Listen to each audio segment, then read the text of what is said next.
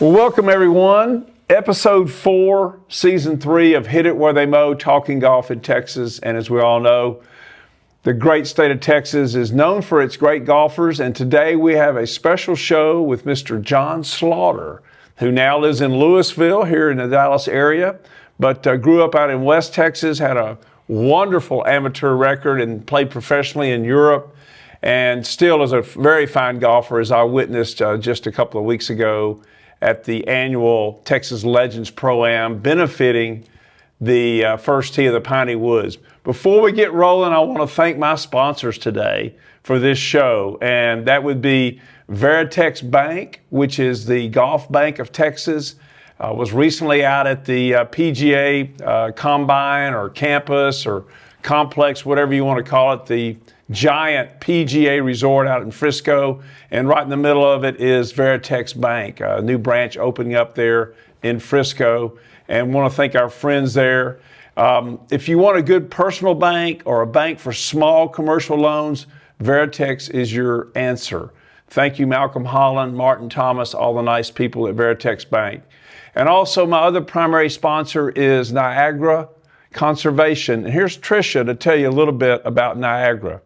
Thanks, Pat, and thanks, Niagara, for your support of so many nonprofits, including the Volunteers of America 125 plus years of national support for those in need. Are you tired of compromising between performance and water efficiency in your bathroom? Well, Niagara has the perfect solution for you.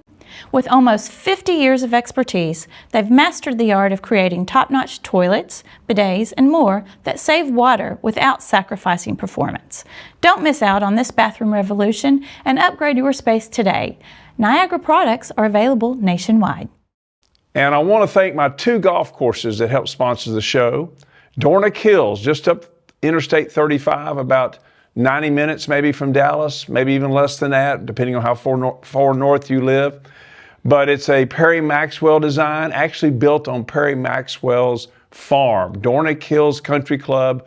Google them, call them about non-resident memberships that are very affordable, or if you want to take a foursome from your golf course up to play this gem of a course in Ardmore, Oklahoma. And finally, near and dear to my heart, the Tempest Golf Club near Longview, about 2 miles off I-20, about 2 hours from Dallas. East Texas golf as it was meant to be, with pine trees, giant pine trees, water, hills, beautiful views. You'll love playing the Tempest Golf Club, one of the top-rated daily fee courses in the state. And that leads me to you, Mr. Slaughter, because the last time we saw each other was at Pinecrest Country Club, which is another, shall I say, quintessential East Texas course with the pine trees and the hills and the little tiny pressed Maxwell greens. He's the one that redid that course in the, I think, early to mid 50s. And we had a good time over there with Roy Pace and all of the Texas legends, you being one of them, a University of Houston star.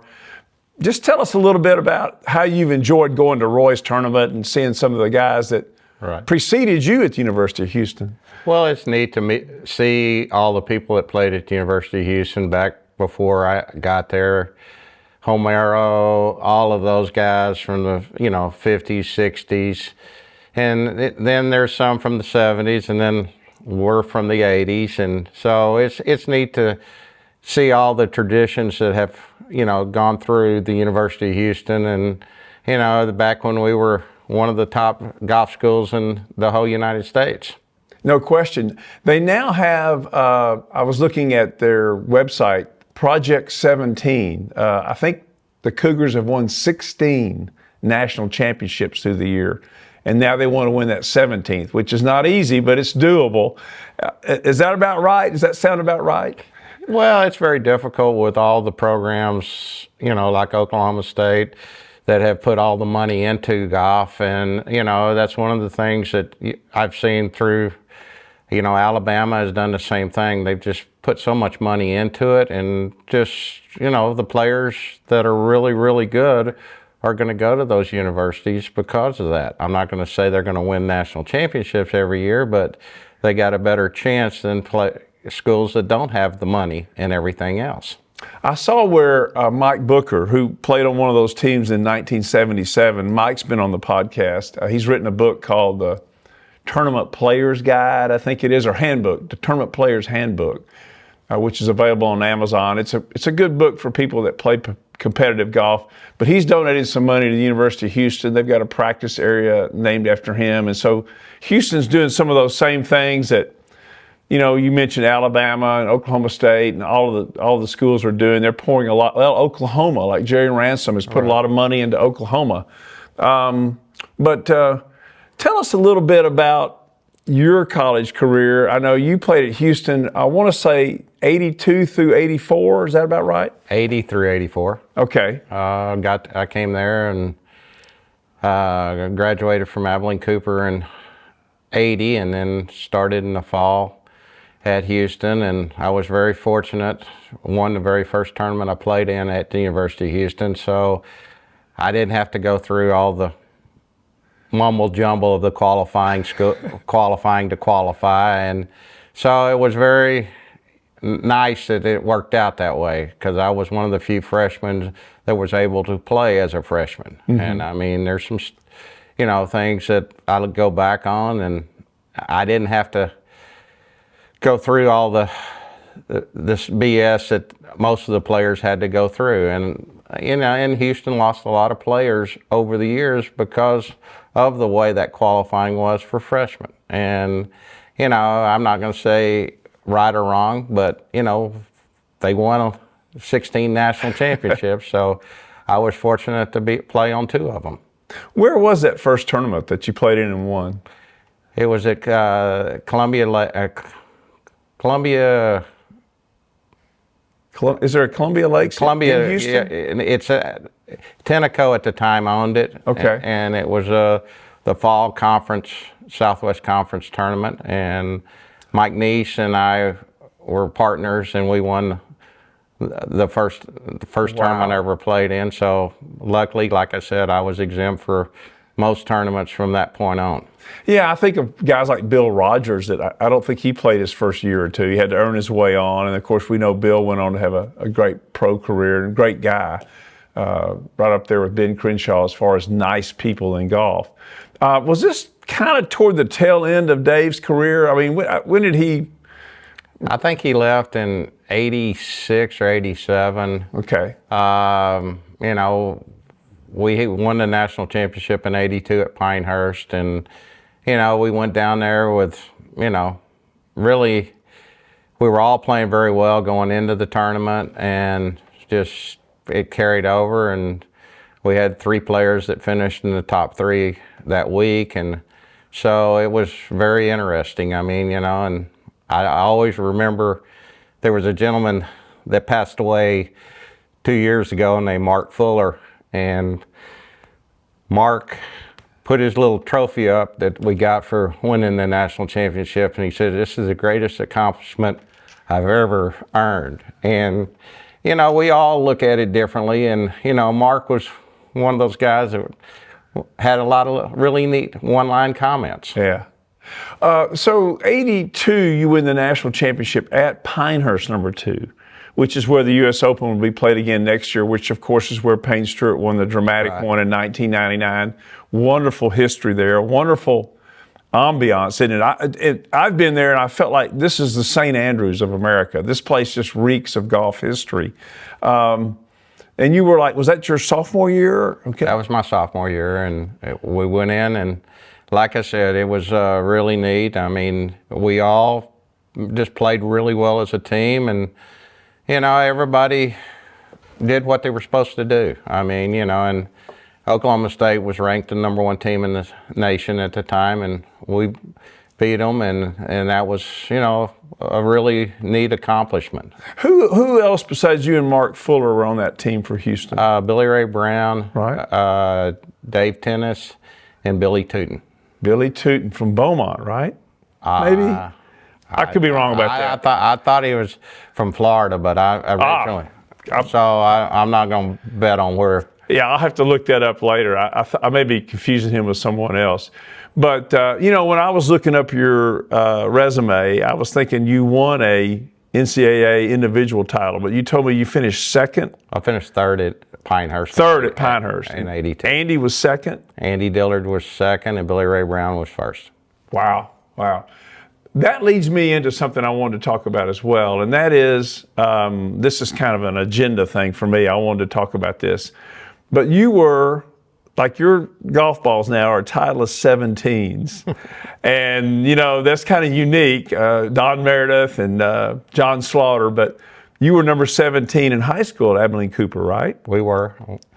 I was fortunate, played on a team that was ranked the number 1 team in the state my senior year, and I think we had 3 players that ended up playing in the NFL and everything else, and I was a quarterback, and I had more football offers to play Division I than I did golf. So, wow. Well, that leads me into this discussion. A lot of kids now specialize early on, and you didn't. You played football through high school. And what I thought was interesting was, I don't know how many people care about this, but if you're a parent or a grandparent and you're wondering about your kid being a really good golfer, Scotty Scheffler purposely played basketball throughout his high school career at Highland Park. He wanted a more well-rounded high school life, and didn't seem to hurt him. It didn't seem to hurt your golf. Just your thoughts on that topic, because I think it means a lot coming from you. Well, sports have gotten so year-round, where back then, football was basically May through December, then golf was,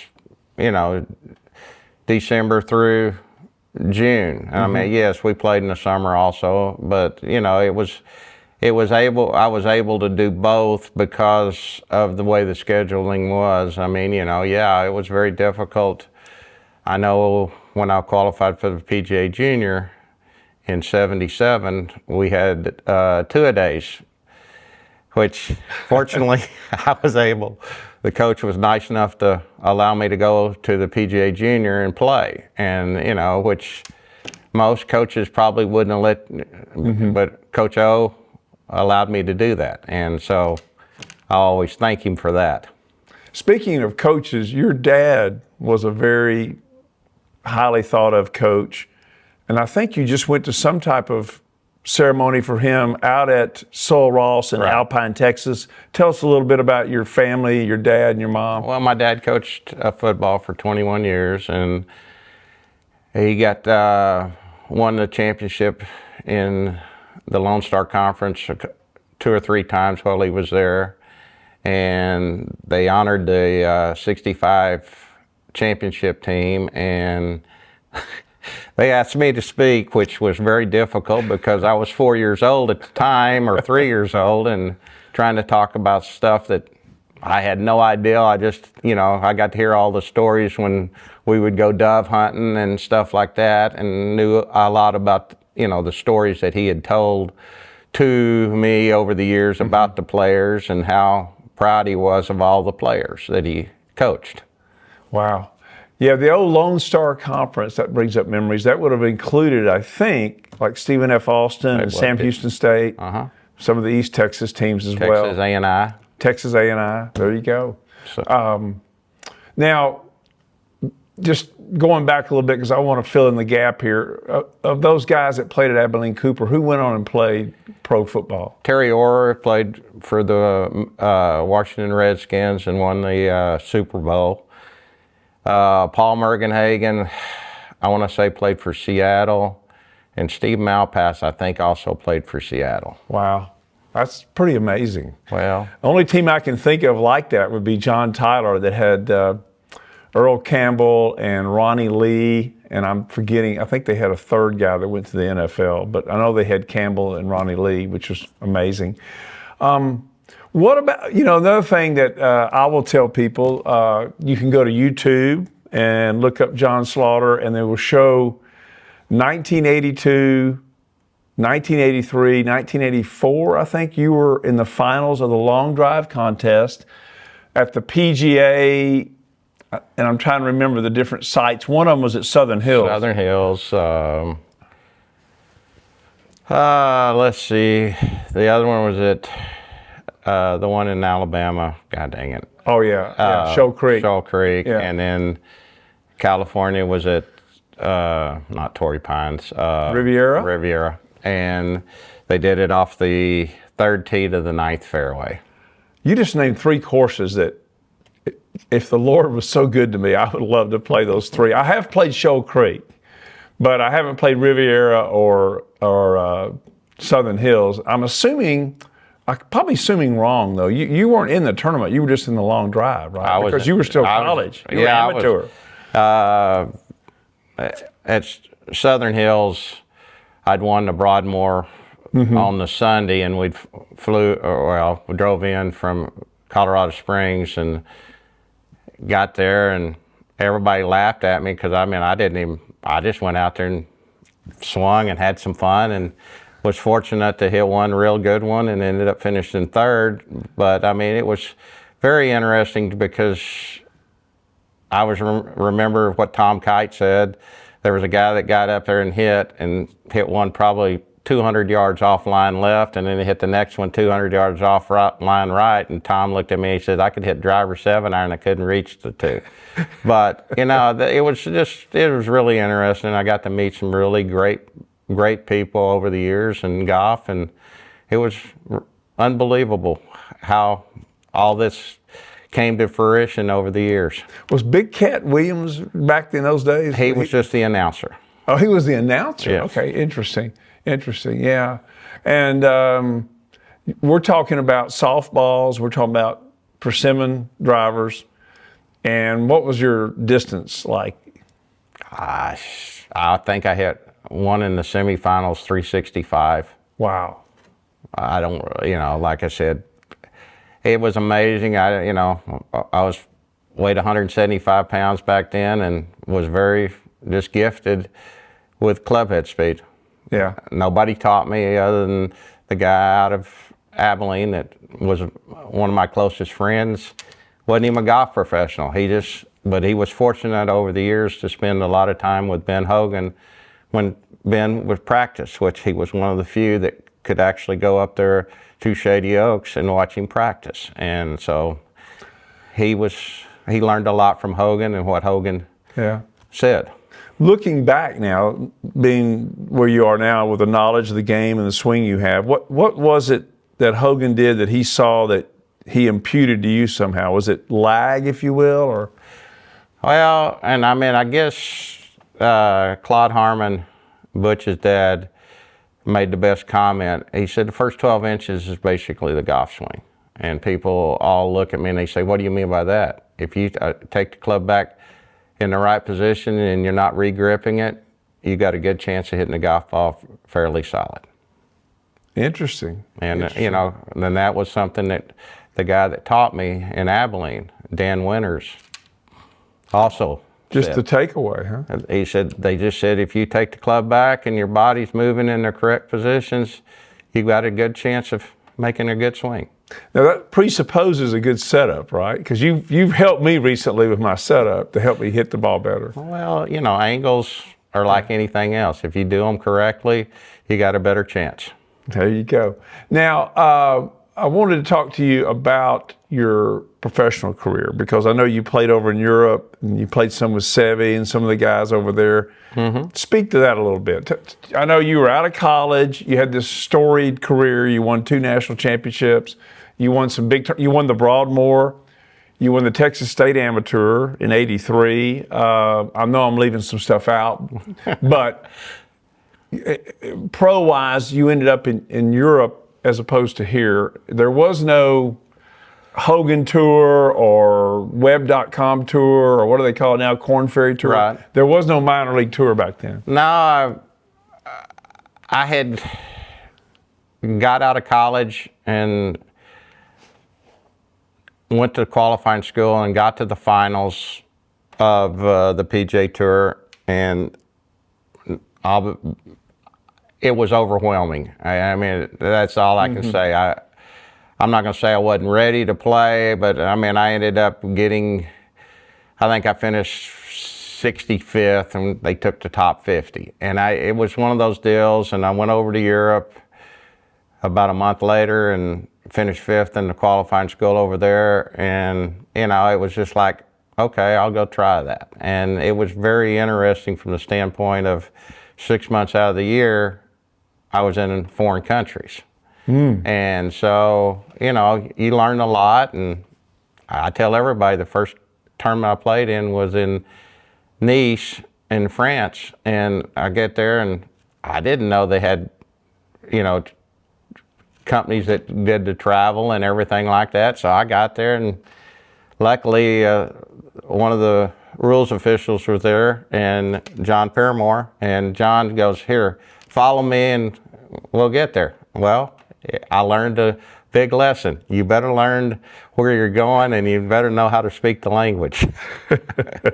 So it was interesting. Culture shock Yeah, might it be was. the word. It really was. Yeah. I can imagine. I mean, that's normal. Yeah. Right. Yeah.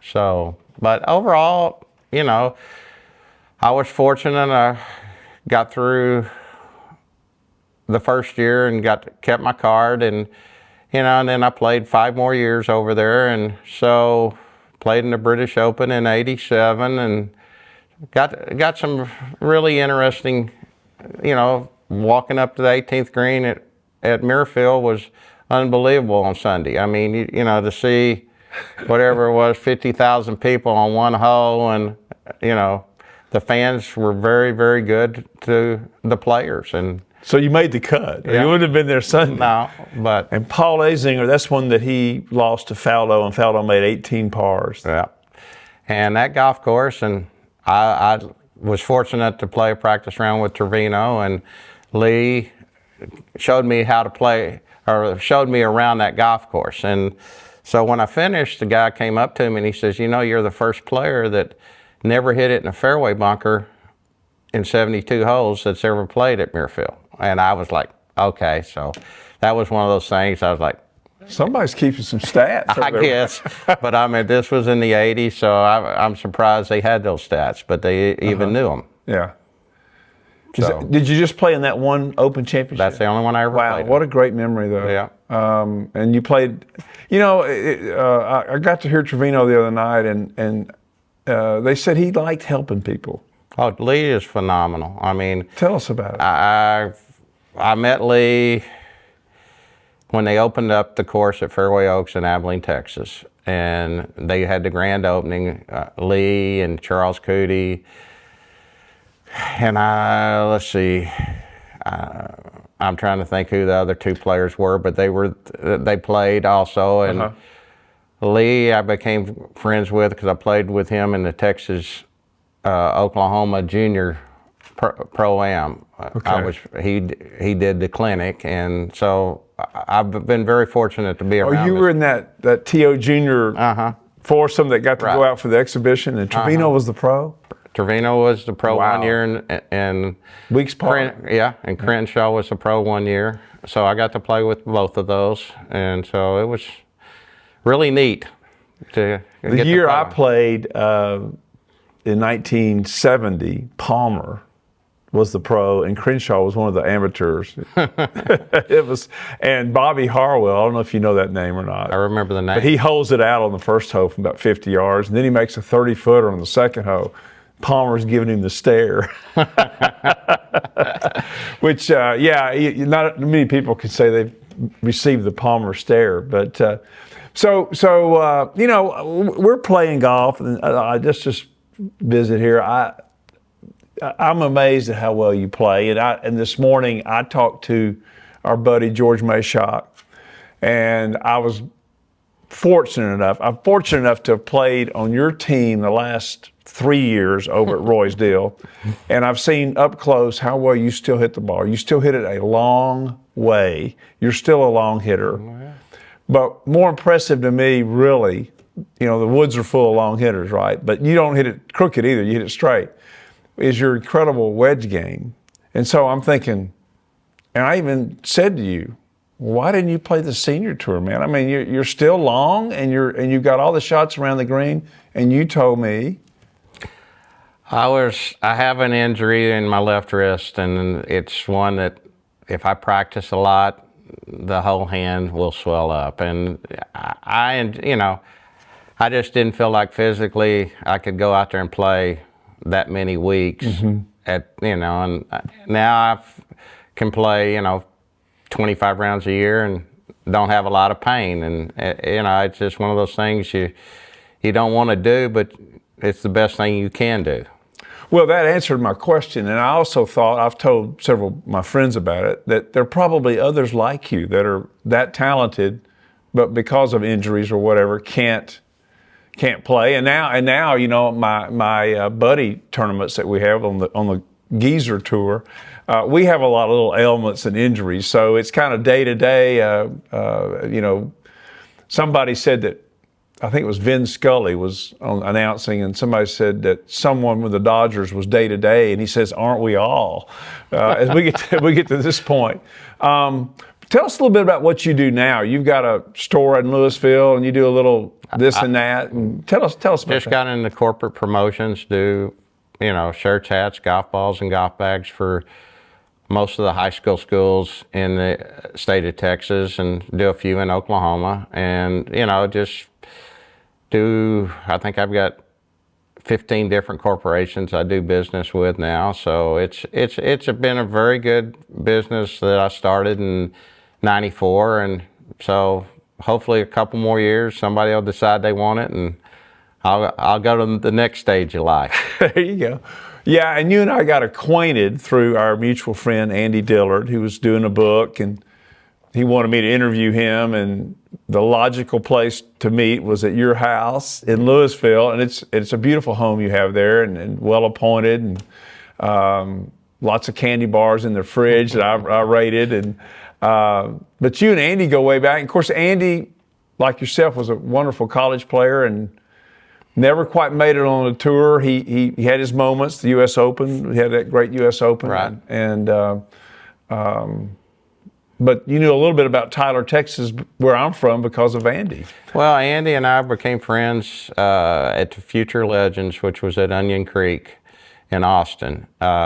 We got both invited when we were, I want to say 16 or 17, and we were partners, and we were playing, at the time, Willie Wood and Tommy Moore were ranked the 1-2 in the United States as the best juniors, and Andy and I were just having a good time, and we ended up the last day tying them, and then they birdied the 18th hole on us, and they ended up winning by 1, and everybody just looked at Andy and I like, we wasn't supposed to be there, but neither one of us knew any better other than just go play our hearts out and play as hard as we can, and hopefully the God would let us have the opportunity to win. Yeah, and I think Willie and Tommy ended up going to Oklahoma State too, right? They did. Yeah. So it was very interesting. I mean, that whole group, we all played amateur golf throughout, and we all became very good friends. Right. I was trying to look at my notes here a little bit. There were some things I wanted to ask you about. Today you're not a teacher per se, because teaching golf, let's just be honest about it, very hard work, very difficult. Right. But you've helped me with my game, and you just mentioned the takeaway earlier. But I was going to ask you about helping amateur golfers, and I said with broad strokes, and then a little more specific. But of course, you've already used the broad stroke about you need to work on your takeaway, right? But talk a little more about that. I've taught, I think it's 9 now that have gotten college golf scholarships. Really? Okay. I wasn't aware of this. I'm one of these people that... Now you're going to get some phone calls. I enjoy teaching, but what I've learned from it, 90% of the people that want to take lessons just want to say they want to take a lesson. And so I'm one that, I grew up with my dad's background of, if you're going to do it, you're going to have to give it 110%. And that's something, most of these kids that I teach have all, developed into good people and everything else. I mean, they've gotten their college scholarships, and, somebody looked at me one day and he said, "How much did you charge them?" And I said, "Well, the guy that taught me how to play golf never charged me. So I have never charged one of them a penny. And some of their parents were very, very wealthy. And they looked at me and said, why would you not take it? I said, well, this is what I can give back to golf. Wow. Now, elaborate on that. 90% just want to say they have lessons. Here's where I went to in my mind when you said that. You tell them something, they try it for a while, and they give up on it and go back to their Band-Aids or what have you. Is that what you're referring to? Pretty much, and they don't want to do what will make them better. And I mean, I had one gentleman, and like I said, I don't give a lot of lessons to people, that came to me. He was a 9 handicap, and I worked with him for 3 weeks. And he came back 3 weeks later, and he was shooting 71, 72. So, and you know, I'm very simple in the way I teach. I don't go into all this high-tech angles and everything else. I just want, you know, most people are not going to hit 1,000 golf balls. So a lot of those angles are very difficult if you don't practice that much that they're trying to teach. What about long game versus short game? You know, that came up on Facebook, that supposedly Davis Love Jr., Davis Love III's dad, advertised short game clinic at the country club, and only 3 or 4 people signed up. And most people don't want to work on their short games. Having heard Trevino the other night and talking about the bounce of the wedge, I realized I've never quite understood what that's all about, and I would love to attend a short game clinic where someone explains to me the use of the wedge. And I saw firsthand how well you hit certain flop shots, which requires a lot of skill and a lot of commitment, if you will. In the past, I've been able to hit some of those shots, but now that I don't do it very often, I'm scared to death to try it, you know. But anyway, your thoughts on the short game and broad strokes, and then maybe more detail. But you know, does that surprise you that only 4 people would sign up, or is that what you would Yes, expect? because I mean, most people take that for granted. And I mean, that's the one area of the game that, you know, putting and short game, most people, you very seldom ever see players go to the chipping green or the putting green other than just to warm up right before they get to the thing. So they basically will not practice after they finish. I mean, you know, it's like, you know, I go back, like I said, playing with Trevino. I mean, Trevino probably had the top 3 hands that may have ever played the PGA Tour back in that era.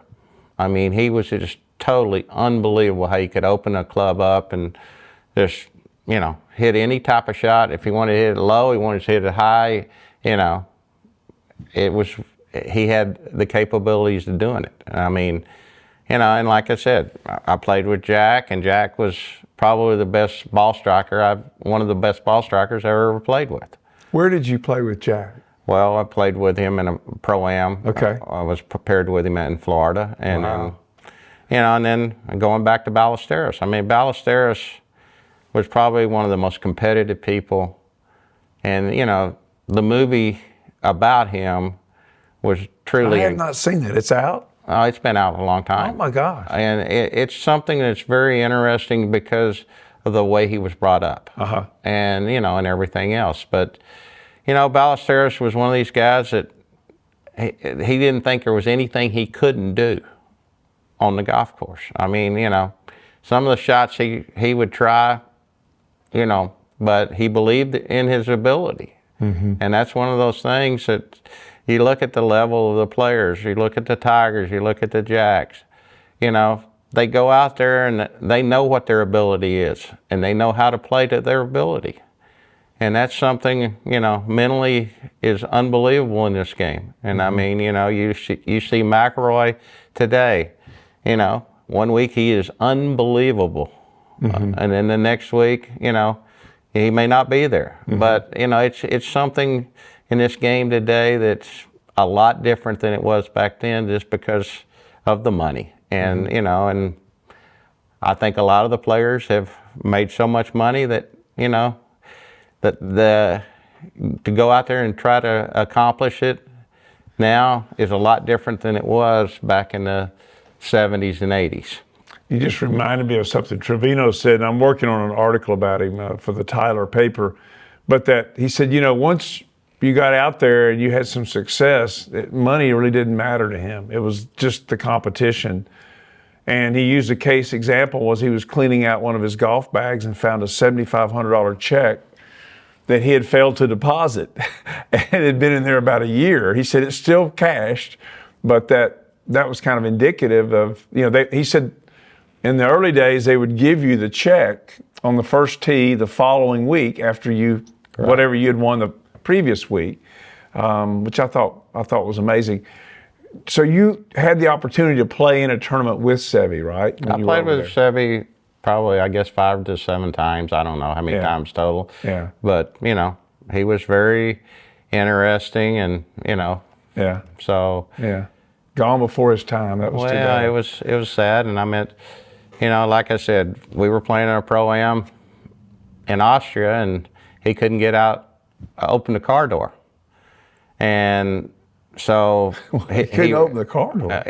It was one of the brand new Audis, and I don't know what to do. German engineering. Well, all I can say is he rolled his window down and said, "Can you help me get it?" And I reached over to grab the door, and about that time it opened and dislocated my ring finger on my left hand. And Sevy was so, wanting to do something for me forever. Yeah. And so, like I said, it was just like an old football injury. There was a doctor there and he popped it back in. I was able to play that afternoon. But he was just, every time I came around him, I want to do something for you. I want to do something for you. And I said, no.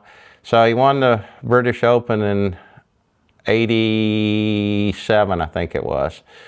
And he came up to me and he was about to send his clubs to the R&A. And he looked at me and he says, I want to do something for you. So I said, all right. So I said, I want your 1-iron. So he got the 1-iron out of the set, and we were in Germany a couple weeks later, and his 2 brothers and him came up to me and said, here's the 1-iron. And I was just like, really never even thought of it again. And then 2 years ago, my mother passed away, and we're cleaning the house out, and the 1-iron was right there where it was in a golf bag. And so, What kind of 1-iron? It was a Slazenger. Wow. And, I guess you still have it, right? I still have it. Yeah. And so everybody was like, you need to sell it. You need to do this. I'm like, I don't even know what, I wouldn't even know what it was, would need to do all that. Yeah. And some people call some sales people, and after about a month of trying to figure something out, I said, no, I'll just keep it and put it in the safe. Hey, so that's a good plan. Yeah. What a great memory. It would not have been 87 though. It was like 84ish. No, 87. No, that's the one that Faldo won that you played in. 86. Well, whatever. Okay. Now, explain to me the bounce on a wedge. And let me tell you what, and I know we're getting into a little bit of minutia, whatever you call it, but somebody said, well, I got a lesson on chipping and pitching the ball, and you need to use the bounce. And I said, well, what does that mean? And I've only been playing 60 years. I know what the bounce is. Jackie Cupid explained to me.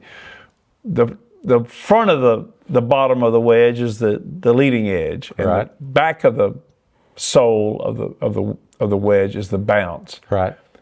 Do you even think of that? Has that ever occurred to you, how to use the bounce? Well, it's like hitting the flop shot you were talking about. Right, okay. If you don't use the back of the bounce on that type of flop shot, you can't get the ball elevated. You're going to hit it fat and everything else. And, it's just the bounce of the club. And Trevino actually showed me how to grind one, and I'm not going to say I'm as good as him at grinding it, but he is phenomenal also at grinding and getting the bounce where it matches the swing you have. So you just in other words, you want the bounce to go under the ball. You Right. want, when you're hitting a flop shot or even maybe a straightforward pitch shot. Well, I mean, like in West Texas, the ground is very hard and compact, so you use less bounce out there than what you would do in Florida. Okay. I mean, Florida's sandy, so the softer the condition, you need, the old saying is a little more bounce.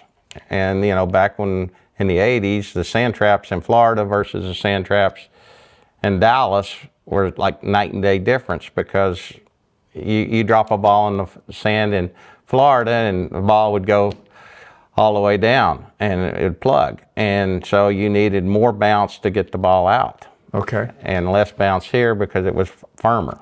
Now 12 degrees bounce is about average, normal? 8 to 12. Okay. More than that is you're getting. Well, then you're going to be, you need to play in softer conditions. Okay. Yeah, and the sand here now, the modern sand is thicker and requires a little more speed or a little more perfection in how you hit the ball out of it, as opposed to a fluffier sand that you might have in Right. Florida. Okay, I've got down here the mental game. I'm using you to. I'm getting a lesson here, kind of. How does the amateur improve his or her score by having a better mental game? Well, In your humble opinion. That's a very difficult question for Okay. one reason, because people can take it in 4 different directions and go, and start running or 2 different directions or however you want to take it. Yeah. It's amazing. And going back, I know it sounds like I'm hyping Lee Trevino, but Lee told me something about golf when I was, I guess, at the Texas Oklahoma. He says, you don't worry about your round of golf until you get to the 16th hole.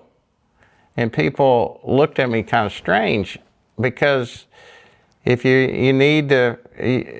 played really well for the first 16th holes, then you try to figure out how to get it in so that round is going to the next day.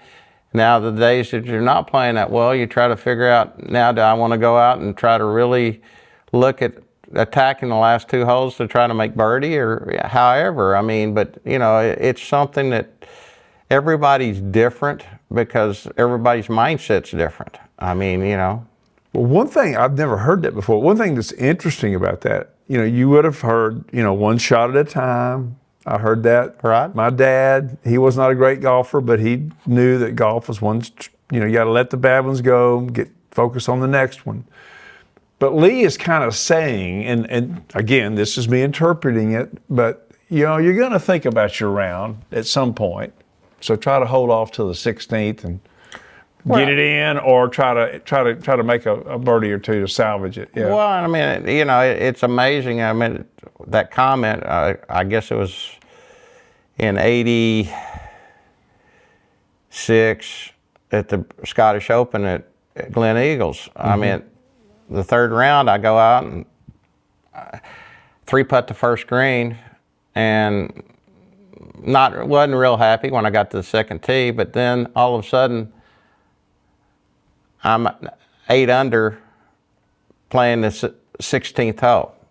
So it was one of those days. I mean, literally, you're talking about a mindset. I don't even remember what all went on. It was just everything was totally in function. And I mean, there wasn't anything other than shots, if I was 180 yards, I hit 6 iron, 4 feet. I mean, it was one of those days that you dream about. And, Do you remember the course? it's Glen Eagles. Wow. And so and it was really weird. I think the movie Top Gun came out that morning, and I watched it in the room that morning before I went out there. And it was, to see all that, that's probably about the only thing I remember about the whole round. I mean, it was just, and the first green and the last green, I hit it 2 feet on the 18th hole for eagle. And, I think I shot 62, and then Jose ends up shooting 61 right after me. So, I mean, First round? no, it was the 3rd round. 3rd round. So Would you call that your best round of golf ever? it was one of them. Okay. Is there another one that comes to mind real quick? Oh, I mean, yeah, the year I won the Broadmoor. I mean, yeah, it was match play, but I was. Now, Broadmoor has 2 courses. Was it on one or It was both? on the East. East, okay. And I was playing Willie Wood in the finals, and he was the #1 ranked player in the world, and I shot 62 in the morning round, and so I know it You was played a 36-hole final? Yeah. Wow. And then I ended up beating him 4-3, and it was something that I always remember. I Yeah. mean, it was one of those days that I eagled 2 out of the 4 par 5s that day, and it was something that I hit 18 greens in that morning round. Wow, that's incredible. I wanted to ask you, I've got my little notes here, just your comment on the state of the game today, PGA Tour versus LIV. I don't know if you may not want to get in trouble or whatever, but I'm just curious what your thoughts are about it. Well, I go back to, I think it was 76 when Palmer and Nicklaus got together and they had the opportunity to do this tour. And so, I look back on that, and Arnold and Jack said, the PGA Tour was what was their home. Mm-hmm. And so they didn't do it. And then I think Seve also had that same issue in 86 or 87, wanting to, do the same thing. And then Norman wanted to do it, I want to say 93, 94. And I think it's like what Andy and I were talking about. Sometimes when money gets in the way, people may or may not make the best decisions. And sometimes they do make the best decisions. Mm-hmm. But, they're trying to promote the game, and, who knows? Brandel Chambly's been real outspoken about it, and he's about your era, isn't he? Did he not play at Texas about the same time you played at Houston? We're the same age. And really? He was at Texas, and we played junior golf and amateur golf and professional golf against each other the whole time. Yeah. And Brandel has definitely got more out there than most people. And right or wrong, everybody has their opinions. Right. And it's just like what we're talking about in here. Everybody can take this in one way and take it in another. Well, he definitely does his homework. He's well researched, and having met him recently, he's a very, very nice man, very poised, very articulate, as we know. What have I forgotten to ask you? It seems like you've asked me everything there is. Well, I think the world of you. I enjoy playing golf with you.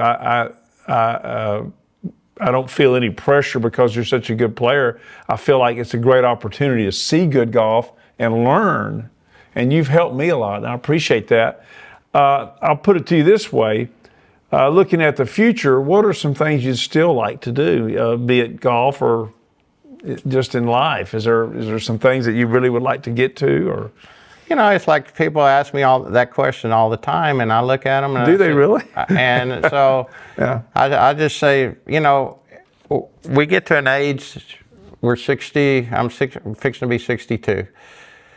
And I'm a little older, but we'll leave it at that. But, okay. Long story short, I look at it one day at a time. I quit trying to really plan everything out, and it's made it a lot easier. Mm-hmm. I try to get things done and, take care of all the business issues and, mm-hmm. And then have some fun. It's something that I think a lot of people quit doing is mm-hmm. having fun. Yeah. And I'm not saying going out and getting drunk. That's not what I'm talking about. No. I'm just saying going out and doing things, and that's one thing about this game that I love.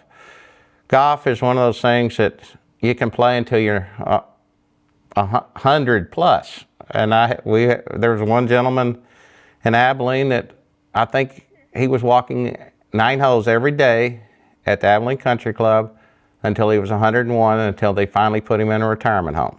So, that's something about this game. It's phenomenal.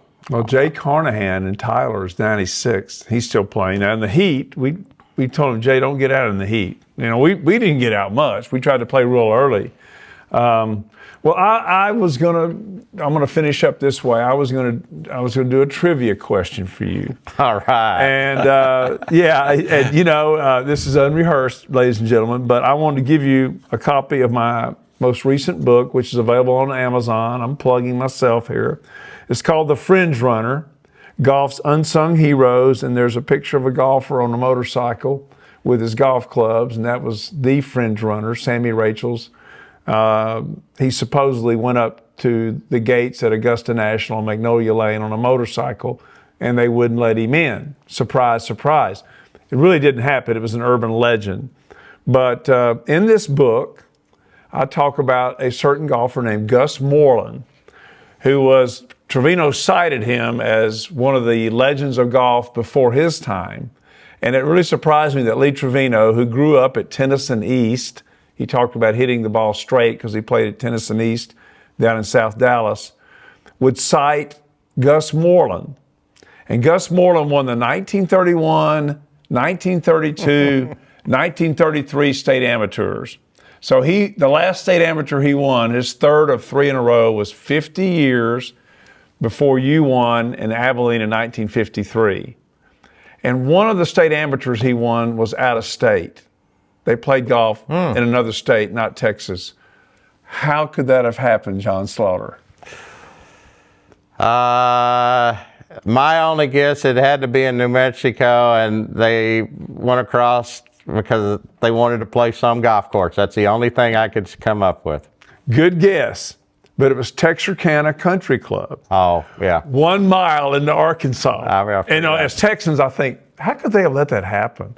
But anyway, I have a whole chapter on Texarkana. Have you played Texarkana Country? It's one of the finest older golf courses you'll ever play. That's what I say. It's one of the real gems to play. It's kind of a poor man's Augusta National. Not really poor, but it's a lighter version. I think Byron Nelson, who was a pro there at one time back in the 30s, called it Little Augusta. So anyway, I want to tell you that the hour is up. It's been a pleasure talking with you. I hope we've covered everything. We talked about your football playing days. We talked about Savvy. We talked about your great amateur career and to play in a, forgive me, British Open or Open Championship and walk down 18 on a Sunday, that just gives me chills thinking about it. And you have that, you've lived that. It was a wonderful deal over the years, and golf has been really great to me. So, I mean, I've met some really, really, really wonderful people over the years, and also have been fortunate to play with 3 different presidents. 2 of them prior to them being president. Tell us about that real quickly. All right, Bush Sr., I was at the University of Houston, and I think he was head of Secret Service, and he was out at Houston Country Club, and all of a sudden 2 gentlemen come up to me with machine guns and said, "Sir, you're going to have to leave the putting green." And Charlie Epps ran out of the pro shop and said he was okay. So then that's George Bush Sr. Yeah. Okay. So then I'm on the far end of the putting green, and all of a sudden here comes a ball down, and Mr. Bush comes down and says, "Here, I just want to talk to you. I apologize for what had taken place." I mean, it was extremely, extremely nice. And so he looked at me, he says, "You want to go play 9 holes?" And I said, "Sure." So we get over on the 5th hole at Houston Country Club, and he hits this shot, and I mean, it's 50 yards offline, and it goes into the trees, and all of a sudden, 5 seconds later, here comes the ball back in the middle of the fairway. And I start laughing at him, and I said something to him, and he says, "Yeah," he says, "they don't want to not be able to see me." So that was it. And then I played with Trump in '82 when we went to the All-American banquet at Waldorf in New York. And so, wow. So, and then I played with Clinton at the Vintage in Palm Springs and everything. Fantastic. So, and then I met Reagan also at there. And then Junior I've talked to 3 or 4 times at Preston Trails. Well, I have to tell you this, my little Trump story. My friend Seth Hart and I met Donald Trump at Turnberry in August of 2014. His, group of golf carts came over the horizon. We were walking. As you know, they frown on riding a cart over there. And I said, let's go meet Donald Trump. What's he going to do, fire us? At that time, he was big with The Apprentice. And I asked him, I said, can I tell you one story about Turnberry? And he said, sure. I said, I was here in 1986 when Greg Norman won, but the first round I knew Payne Stewart, and so I had on this real loud Nicholas windbreaker, yellow and blue, and Payne got up and teed his ball up and looked over at me and winked at me, and hit it down the middle, and Sevy hit it down there somewhere, and then Donnie Hammond was playing with him. He hit it in the left rough. And I said I walked down, I stopped about halfway down and watched Donnie Hammond hit a 7-iron into the cup for a 2 on the first hole of the British Open. And Trump goes, oh, Donnie Hammond. What a great story, man. That's a great story. And I thought, well, I'm glad he liked it. Later, I found out from Donnie that Donnie was playing with Trump in Palm Springs, in the Crosby at Spyglass, and Trump made a hole-in-one. So I said, well, no wonder he likes you. He was playing with you and he made a hole-in-one. But anyway, you mentioned something. That's what makes golf so great, is the different people you get to meet and become friends with. And I met the entertainers I've been fortunate to play golf with, and it's like Bob Hope. I mean, Mr. Hope. Wow. I was 17 years old, and they were doing the charity event in Abilene, and they just opened Fairway Oaks, and the owners asked me to play the last hole with him. And, we were fortunate to par 5, we eagled the last hole. And then in '82, he was at the All-American banquet, and I got in a limo, and I didn't know he was in there. And he says, John, you don't know how much fun I had playing with you. So I talked to his publicist about it, and he said he had the greatest memory of names of anybody he had ever known. Hope did? Yes. He said he could remember everybody from the 20s or 30s and 40s that he had ever met. And so that was something very interesting. And after that, I just became a big fan of Mr. Hope. Yeah, he's a great entertainer. Yeah, love golf. Yes, he did. Wow. Well, I guess we'll have to do John Slaughter part 2, man. Nah. Just talk about the celebrities. Thank you, man, for being on. Hey, thank you so much. Enjoyed it. It was a pleasure. That'll do it for episode 4. Tune in next week for episode 5, and we're going to have John Grace on, who's won everything you can win that the Texas Golf Association sponsors. Until then, hit it where they mow. Thank y'all. Yeah.